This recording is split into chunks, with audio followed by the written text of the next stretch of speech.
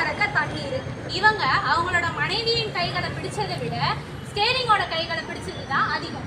ஆமா, அவங்க தான் நம்ம எல்லாருக்குமே பிடிச்ச ஓட்டுநர்கள், டிரைவர்ஸ். இன்னைக்கு நம்ம கொண்டாடுறது ஓட்டுநர்கள் தினம், டிரைவர்ஸ் டே.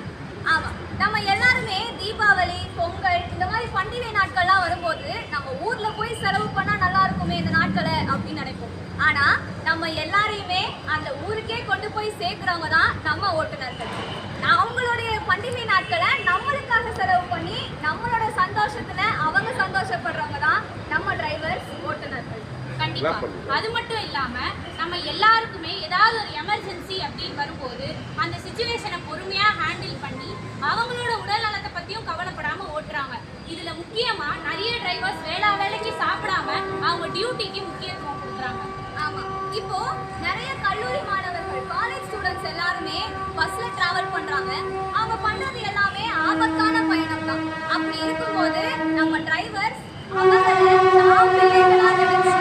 அவங்க எல்லாரையுமே பாதுகாப்பா அவங்களுடைய வீட்டுக்கு கொண்டு போய் சேர்க்கிறாங்க. அந்த தன்னலம் பாராத உள்ளம் கொண்டவர்கள் தான் நம்ம டிரைவர்ஸ். இதுல முக்கியமா இந்த தமிழ் ஆசிரியர் அவங்க சொன்ன ஒரு இன்சிடென்ட்டை நாங்க சொல்ல விரும்புறோம். அவங்க teacher training queen Mary's college, அதாவது ராணி மேரி கல்லூரியில் படித்த காலத்துல பெண்களுக்கு அவ்வளோ பாதுகாப்பு கிடையாது. முக்கியமா பஸ் சேவை அப்படின்னு வரும்போது பெண்களுக்கு நிறைய ஆபத்துகள் வர வாய்ப்பு. அதனால பஸ் டிரைவர்ஸ் எல்லாருமே சேர்ந்து காலேஜுக்குள்ளேயே கவர்மெண்ட் பஸ் விட்டாங்க. எல்லா ஏரியாவுக்கும் போற பஸ்ஸுமே அப்போ வந்து போற குழந்தைகள்ல இருந்து பல்லாக்கு போற முதியவர்கள் வரைக்குமே நாங்க எல்லாருமே நம்பி இருக்கிறது ஓட்டுநர்களை மட்டும்தான். கலர் கலரா ட்ரெஸ் போட்டு இந்த காலத்துல காக்கி சட்டையே பெருமையா அணிஞ்சவங்க தான் நம்ம ஓட்டுநர்கள். காக்கிறவரு கடவுள்னா காக்கி சட்டை போட்ட ஓட்டுநர்களும் நம்மளுக்கெல்லாம் கடவுள்கள் தானே. அதனால நம்ம போற ஒவ்வொரு பயணத்திலுமே ஓட்டுநர்களை கடவுளா பார்க்கணும்.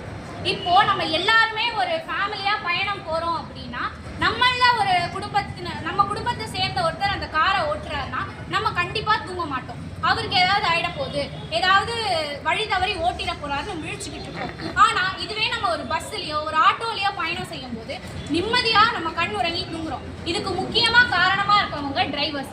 அவங்க பயணிகளோட வசதிக்காக அவங்க ரொம்ப கான்ஷியஸா டிரைவ் பண்றாங்க.